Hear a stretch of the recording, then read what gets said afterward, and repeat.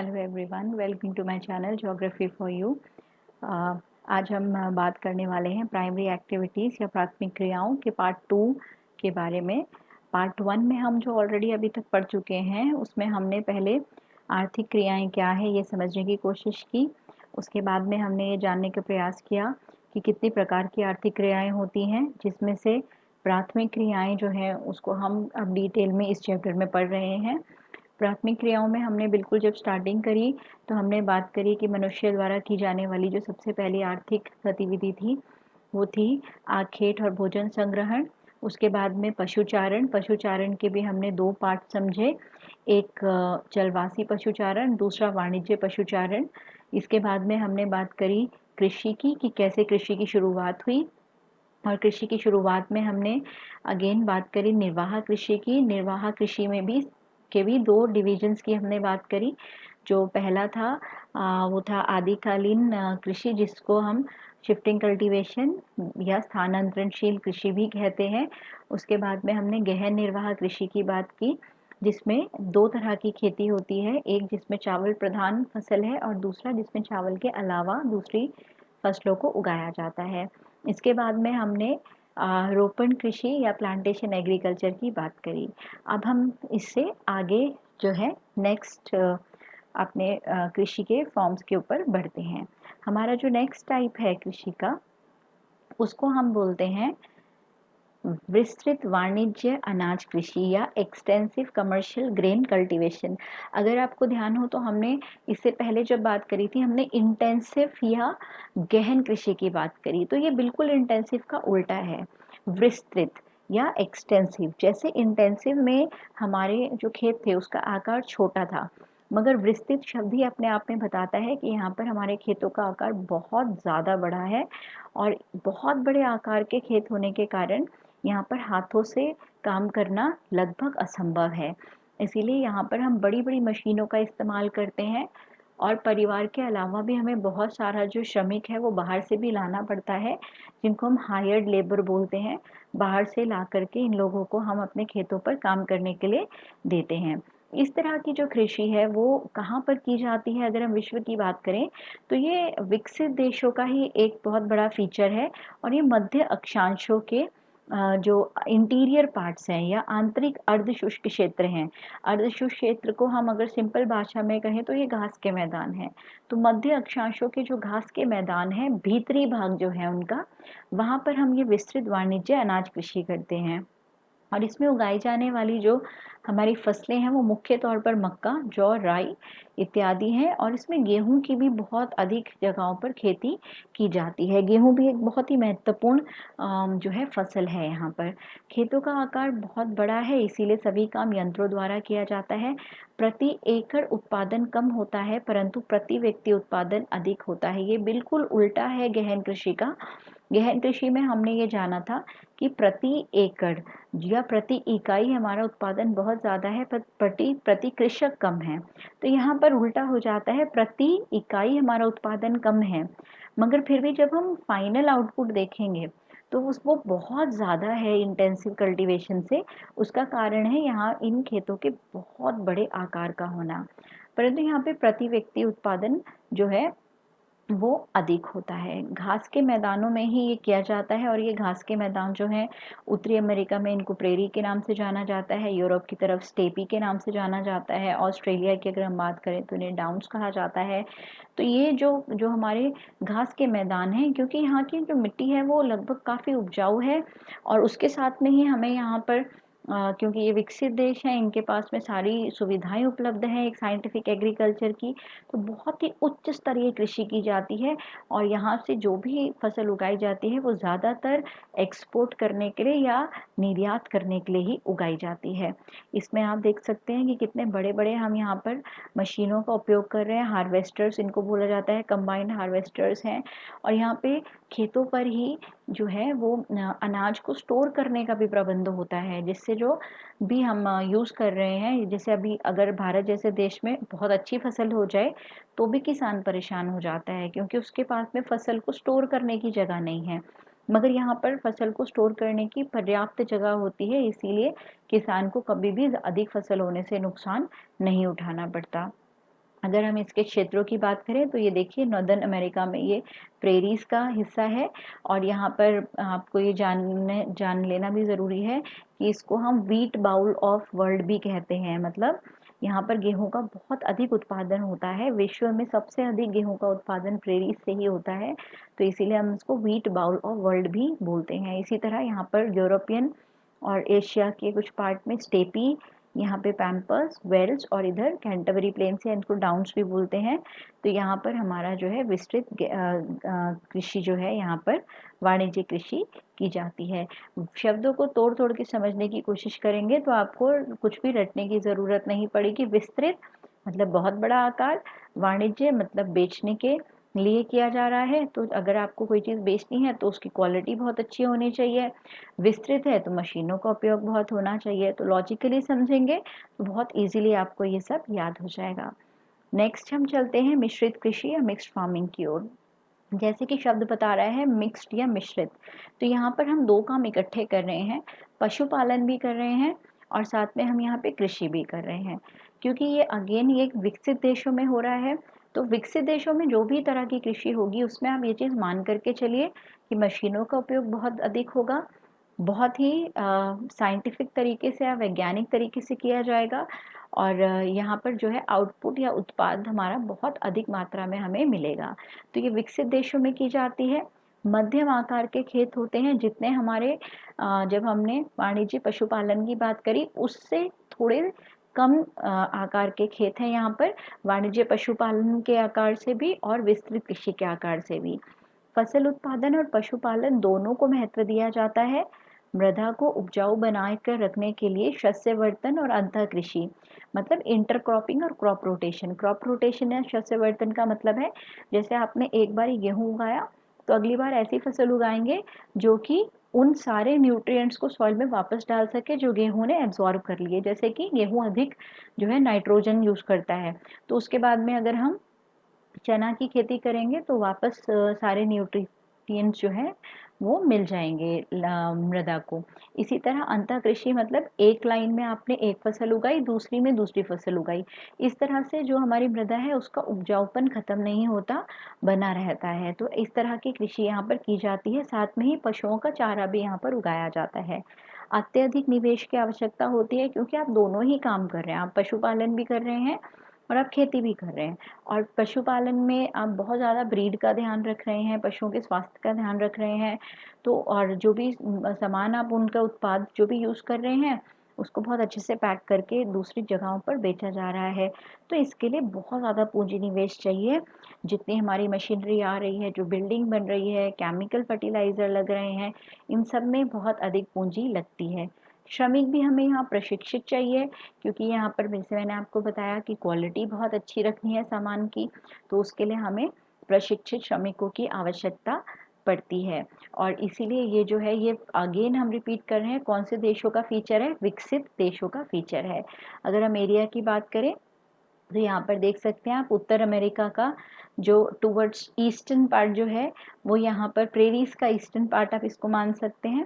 Europe के काफ़ी बड़े क्षेत्र पर जो है मिक्स्ड फार्मिंग की जाती है। इसी तरह यहाँ पर भी अगर हम देखें तो इवन एशिया के सेंट्रल पार्ट तक भी ये बड़ा क्षेत्र है जहाँ पर मिक्स्ड फार्मिंग की जाती है, मिश्रित कृषि की जाती है। थोड़ा सा हिस्सा यहाँ पर हम देखते हैं अफ्रीका में भी है जो वेल्स का एरिया है, और इधर साउथ अमेरिका की तरफ पर भी एक छोटा सा क्षेत्र मिश्रित कृषि का हमें दिखाई देता है। आगे बढ़ते हैं डेयरी फार्मिंग की ओर। डेयरी फार्मिंग जो है ये बहुत ही एक मज़ेदार फार्मिंग है यहाँ पर, जिसमें हम देखते हैं कि पशुओं का पालन मुख्यतः दूध और दूध से बने हुए उत्पाद के लिए किया जाता है। यहाँ पर हम देखते हैं कि पशुओं को उनके मांस के लिए नहीं पाला जाता बल्कि दूध के लिए पाला जाता है। तो यहाँ पर जब दूध के लिए पाला जा रहा है तो ऑब्वियसली हमको बहुत ही अधिक उच्च कोटि के यहाँ पर नस्लों के पशु चाहिए, और पशुओं के प्रजनन, चिकित्सा आदि का बहुत अधिक ध्यान रखना पड़ेगा ताकि वो हमें अधिक से अधिक दूध दे सकें। ये भी क्योंकि बहुत डेवलप्ड या विकसित देशों में ही की जाती है, इसीलिए यहाँ पर बहुत उन्नत तरीकों का उपयोग किया जाता है। बहुत बड़े बड़े पशुओं के बाड़े होते हैं, उसमें घास वगैरह का पूरा इंतज़ाम रहता है। और ये सारी चीज़ें आपको जानकर हैरानी होगी कि पशुओं का भोजन परोसने से लेकर उनका दूध निकालने तक का सारा कार्य जो है वो मशीनों द्वारा किया जाता है। और इसमें जो है हाइजीन का बहुत अधिक ध्यान रखा जाता है, क्योंकि इतने बड़ी मात्रा पर जो है मशीनें इस्तेमाल हो रही है, तो पूंजी का निवेश बहुत ही ज़्यादा यहाँ पर होता है। पशुओं की हेल्थ का ध्यान रखने के लिए यहाँ पर जो है पशु चिकित्सक पूरे समय यहाँ पर जो है वो रहते हैं, और बहुत ज़्यादा उनकी नस्लों के ऊपर भी काम किया जाता है। ज़्यादातर कार्य जो है वो साफ सफाई का, रख रखाव का, उसके लिए बहुत ज़्यादा मात्रा में हमको श्रमिकों की आवश्यकता है, जबकि काम बहुत सारा मशीनों से हो रहा है, मगर इन मशीनों की देखरेख के लिए भी हमें बहुत सारे लेबर की आवश्यकता पड़ती है। और ये क्योंकि यह कोई सीजनल काम नहीं है, जैसे खेती में तो एक समय फसल उगाई और उसके बाद उसको काटा, फिर थोड़ा गैप आ जाता है, बट ये पूरे साल चलने वाला काम है, इसीलिए यहाँ पर हमें श्रमिकों की आवश्यकता बहुत रहती है। दूध जो है, बहुत दूध और उससे बने उत्पाद बहुत जल्दी खराब हो सकते हैं, इसीलिए शहरों के आसपास के क्षेत्र में ही डेयरी फार्मिंग की जाती है या डेयरी कृषि की जाती है। जब से रेफ्रिजरेटेड ट्रक्स बने हैं, तब से इसमें सुविधा बढ़ गई है। अब हम काफ़ी लंबे समय तक इनको स्टोर करके थोड़ा दूर के क्षेत्रों तक भी पहुंचा सकते हैं। अगर मैं भारत की ही बात करूं, तो भारत में अमूल जो है, अगर दिल्ली में आप रहते हैं तो दिल्ली में भी अमूल जो कि गुजरात में है, वहाँ से आपको सामान मिल जाता है, और वो ख़राब भी नहीं होता, क्योंकि रेफ्रिजरेटेड ट्रेन्स हैं, ट्रक्स हैं, उनसे हमें ये सामान इतनी बड़ी लंबी दूरी पर भी उपलब्ध हो जाता है। तो डेयरी फार्मिंग के ये 5 फीचर्स, अगर 5 मार्क्स का क्वेश्चन आता है, तो ये पूरे के पूरे 5 पॉइंट्स आपके पास हैं, जिसको आप लिख सकते हैं। अब इसमें, इस चित्र में आप देख सकते हैं कैसे, देखिए यहाँ पर दूध निकाला जा रहा है इन गायों का मशीनों की सहायता से। और अगर हम क्षेत्रों की बात करें, तो जैसे कि हमने बताया कि ये बहुत अत्यधिक विकसित इलाकों में ही होगा, तो ये नॉर्थ अमेरिका में और यूरोप में सबसे ज़्यादा प्रचलित है, और इसके अलावा एक छोटा सा एरिया हमें यहाँ पर ऑस्ट्रेलिया में भी दिखाई देता है। एग्ज़ाम के पॉइंट ऑफ व्यू से आपको एक चीज़ यहाँ मैं बताना चाहूँगी कि कई बार एग्ज़ाम में सिर्फ आपको ये मैप दे दिए जाते हैं, और आपको बोला जाता है कि आइडेंटिफाई करें ये कौन से प्रकार की कृषि है। तो मैप के ऊपर आप काफ़ी ध्यान दें, और ये देखें कि कौन से क्षेत्र में कौन सी कृषि हो रही है। इस मैप को देख करके ये पूछा जा सकता है कि बताएं, आइडेंटिफाई करें और इस कृषि के 2 फीचर्स बताएं। तो इस तरह के क्वेश्चंस के लिए भी आप तैयार रहें। इसके बाद में हम चलते हैं भूमध्य सागरीय कृषि की ओर। भूमध्य सागरीय कृषि के बारे में बताने से पहले मैं इसके क्षेत्र के बारे में आपको बताना चाहूँगी। भूमध्य सागर या मेडिटेरेनियन सी जो है, एक तरफ इसके यूरोप है, नीचे की तरफ यहाँ पर अफ्रीका है। तो ये अगर आप पास से देखेंगे तो ये भूमध्य सागर या मेडिटेरेनियन सी है। और इसके आसपास का ये जो इलाका है, यहाँ पर जो कृषि की जाती है, इसको हम भूमध्य सागरीय कृषि या मेडिटेरेनियन कृषि कहते हैं। इसकी विशेषता इस क्षेत्र की यह है कि यहाँ पर सर्दी के समय में काफ़ी ज़्यादा बारिश होती है, जो कि ज़्यादातर जगहों पर उपलब्ध नहीं है। इस कारण यहाँ पर जो है खट्टे फलों का उत्पादन बहुत बड़े पैमाने पर होता है, और बहुत ही ज़्यादा कमर्शियली वैल्यूएबल जो क्रॉप्स हैं, जैसे अंगूर, अंजीर, जैतून, इसकी खेती यहाँ पर बड़ी मात्रा में की जाती है। और आपको जानकर हैरानी होगी कि दुनिया में जो सबसे ज़्यादा वाइन बनती है, वो उसके अंगूर भी यहीं से लिए जाते हैं, क्योंकि यहाँ के अंगूरों की क्वालिटी बहुत ज़्यादा अच्छी होती है। और अंगूरों की खेती के लिए इंग्लिश में एक अलग शब्द इस्तेमाल होता है, जिसको कहते हैं विटीकल्चर। हिंदी में इसका कोई सीधा रूप शब्द नहीं है, तो आप विटीकल्चर से ही समझ सकते हैं कि विटीकल्चर जो है वो ग्रेप्स का कल्टीवेशन है। इस तरह की देखिए खेती यहाँ पर की जाती है। इसके बाद में हम आते हैं market gardening and horticulture. Market gardening और हॉर्टिकल्चर की अगर हम बात करें, बाज़ारों के लिए सब्जी खेती है, उद्यान कृषि। ये एक बड़ी नई तरह की कृषि है, जो कि शहरी क्षेत्रों के आसपास की जाती है। जैसे अगर आप दिल्ली जैसे क्षेत्र में रहते हैं, तो आप देखेंगे कि आसपास के क्षेत्रों में सब्जियों का बहुत ज़्यादा उत्पादन किया जाता है। तो शहरों में क्योंकि सब्जियों की, फलों की और फूलों की मांग बहुत अधिक होती है। सब्जी फल जो हैं वो आपके रेस्टोरेंट्स, होटल्स में बहुत इस्तेमाल होते हैं, और घरों में तो होते ही हैं। उसके अलावा फूलों की भी बहुत बड़ी खपत होती है, कभी शादियां हैं, मंदिर हैं इनमें, तो उनके आसपास के जो एरिया है वहाँ पर इन शहरी क्षेत्रों की मांगों को पूरा करने के लिए विशेष रूप से फल, सब्जी और फूलों की खेती की जाती है, जिसको हम बाजार के लिए सब्जी खेती या उद्यान कृषि के नाम से जानते हैं।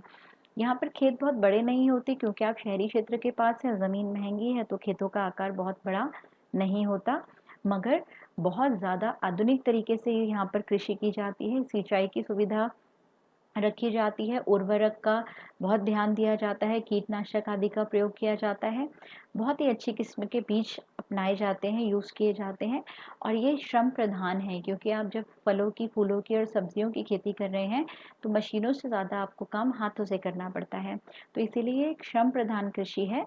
और जो भी सामान यहाँ पर उगाया जाता है वो आप जो पास का शहरी क्षेत्र है वहाँ तक जल्दी से जल्दी पहुँचाना होता है ताकि ये खराब ना हो सके, इसीलिए यहाँ पर यातायात की सुविधाएं अच्छे होना बहुत ज़्यादा ज़रूरी है। ये बहुत ही प्रॉफिटेबल टाइप की कृषि है क्योंकि फल सब्जी और ये जल्दी भी हो जाता है और इसमें मार्जिन्स भी काफ़ी रहते हैं, तो ये बहुत ज़्यादा लाभदायक प्रकार की कृषि है। देखिए ऐसे खेत जो है ये आपको यहाँ पर अपने आसपास शहरों के देखने को मिल जाते हैं।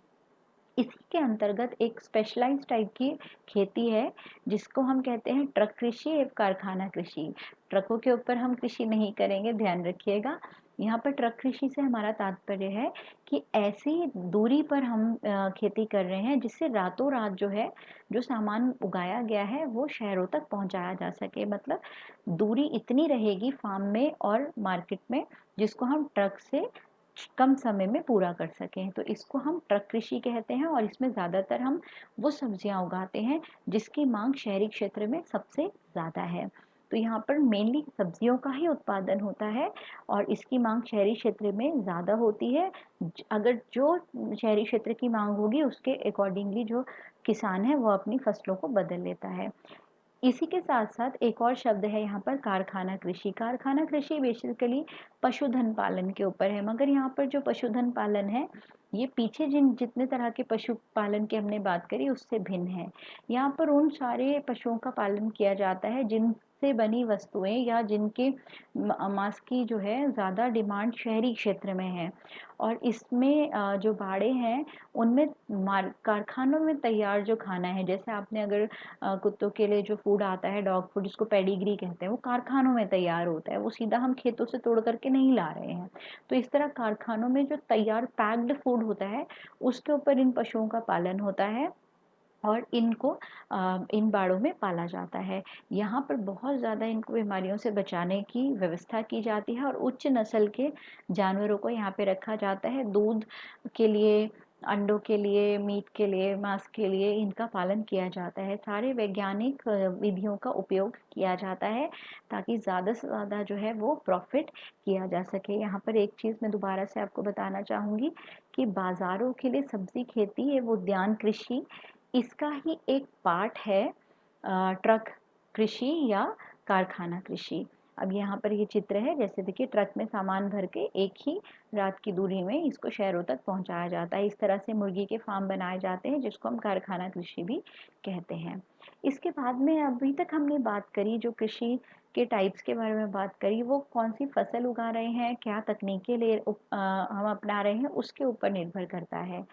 अब हम जिसके बारे में बात करेंगे वो है कृषि के संगठन के आधार पर। कृषि के संगठन के आधार पर हम दो भागों में कृषि को बांट सकते हैं, सहकारी कृषि और सामूहिक कृषि। सामूहिक कृषि के लिए एक बहुत ही अच्छा शब्द यूज होता है जिसको कहते हैं कोलखोज। अब सहकारी कृषि जो है इसका जो है चलन अगर हम देखें यूरोपियन देशों में बहुत ज़्यादा है, जैसे डेनमार्क हो गया, नीदरलैंड हो गया, बेल्जियम हो गया। यहाँ पर होता क्या है, सहकारी कृषि में जो कृषक हैं वो आपस में ग्रुप बना लेते हैं और उस ग्रुप में अपने सारे जो उनके पास में चीज़ें हैं, रिसोर्सेज हैं, उन सबको इकट्ठा करके उसको एक साथ इस्तेमाल करते हैं। जैसे 4 फार्मर्स हैं, एक के पास में ज़मीन है, एक के पास में ट्रैक्टर है, एक के पास में फसल को स्टोर करने की जगह है और एक के पास में जो है बीज अच्छे हैं, तो ये चारों मिल कर के खेती करेंगे। तो ये जो कोऑपरेटिव सोसाइटी बनाते हैं, सहकारी समिति बना लेते हैं, इससे लाभ इन्हें ये होता है कि एक तो इनको जो इनपुट चाहिए, जो चीज़ें चाहिए कृषि के लिए, वो सब इनको आसानी से मिल जाती हैं। दूसरा, क्योंकि ग्रुप्स में काम कर रहे हैं तो ये फसल बेचने में भी इनका जो है हाथ काफ़ी स्ट्रॉन्ग हो जाता है और ये किसी तरह के एक्सप्लॉयटेशन का शिकार नहीं बनते हैं, किसी तरीके का उत्पीड़न इनका नहीं होता है, अपनी शर्तों पर ये अपनी फसलें बेच पाते हैं। तो इस तरह की कृषि डेनमार्क में, बेल्जियम में, स्वीडन, इटली में बहुत ज़्यादा सक्सेसफुल है, बल्कि कहा जाए तो डेनमार्क जो है इसका एक सर्वोत्तम उदाहरण भी है। इसके बाद में आता है सामूहिक कृषि या कोलखोज। सामूहिक कृषि या कोलखोज जो है ये एक अर्थों में कोऑपरेटिव से बिल्कुल भिन्न है। सहकारी कृषि में जो खेत हैं या जो पूंजी हम लगाते हैं वो हर किसान की अपनी रहती है। ऐसा नहीं है कि उसके खेत जो हैं अब सामूहिक हो गए। मगर जब हम सामूहिक कृषि की बात करते हैं तो ये विचारधारा जो है सोवियत संघ से चली थी। जो हमारा सोवियत संघ जो अभी डिसइंटीग्रेट हो चुका है, अर्स्टवाइल यूएसएसआर जिसको कहा जाता है, जो रशिया हेड करता था, वहाँ पर सोशलिस्ट सरकार थी, मतलब वहाँ पर समाजवादी विचारधारा थी। तो मार्क्सिस्ट समाजवादी विचारधारा में किसी भी तरह की व्यक्तिगत संपत्ति को गलत माना गया। तो यहाँ पर सामूहिक रूप से खेती की जाती थी और इस सामूहिक खेतों पर सरकार का पूरा कंट्रोल होता था।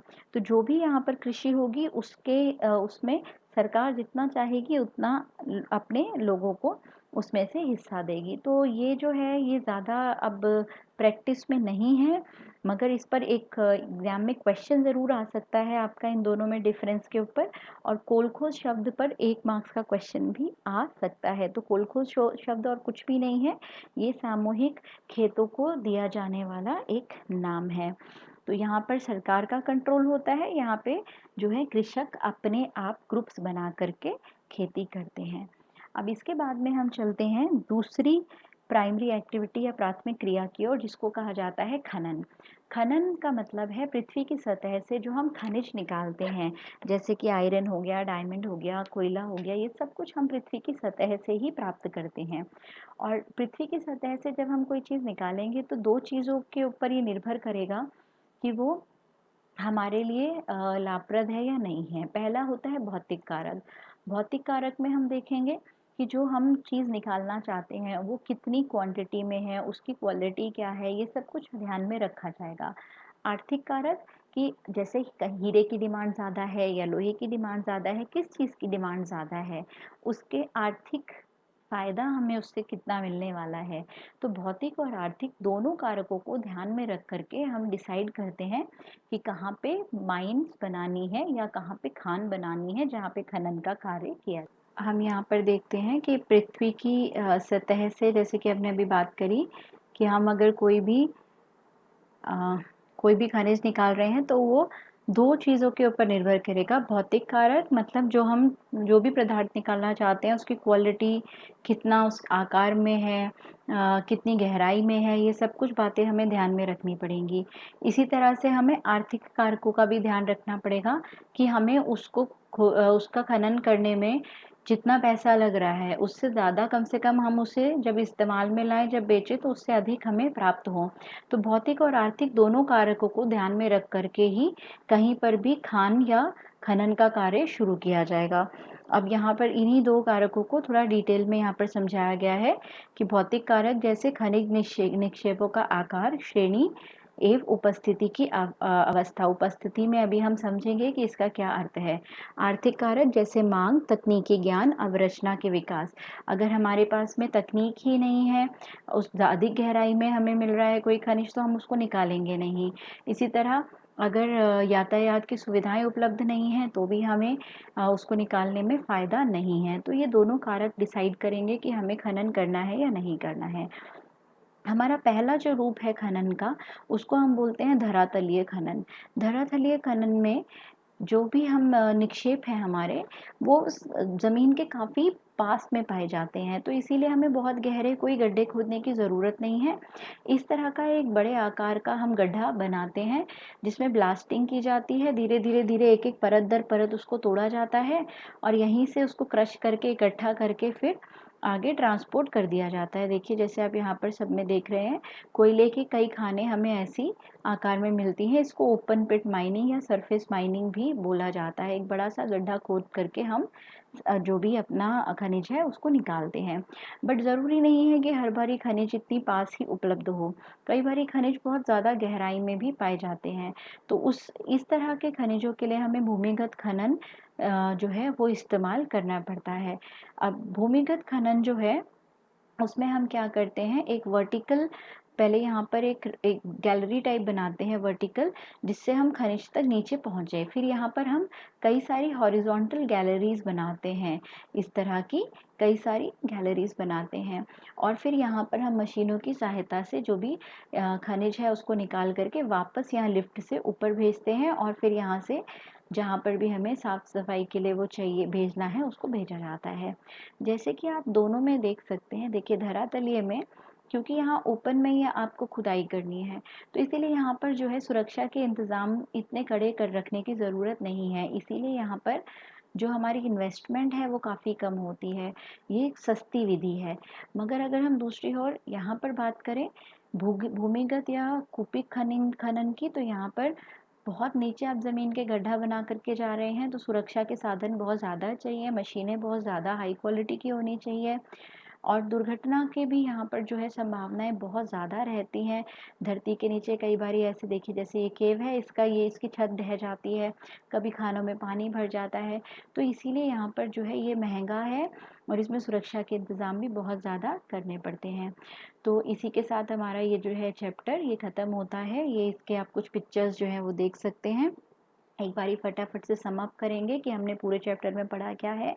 पहले हमने इकोनॉमिक एक्टिविटी क्या है वो जाना, फिर प्राइमरी एक्टिविटीज़ में हमने एग्रीकल्चर के बारे में पढ़ा, माइनिंग, और लास्ट में हमने टाइप्स ऑफ माइनिंग के बारे में पढ़ा।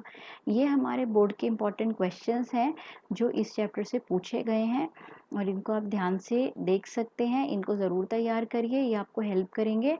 और जैसे मैंने आपको बताया था कि मैप बेस्ड क्वेश्चन भी आते हैं, तो ये एक उसका एग्जाम्पल है। तो इन क्वेश्चंस को बहुत अच्छे से तैयार करें, तो आपकी रिवीजन काफ़ी अच्छी हो जाएगी। तो ऑल द बेस्ट, और इसका फर्स्ट पार्ट देखने का लिंक आपको डिस्क्रिप्शन में मिल जाएगा। Thank you, bye bye, take care.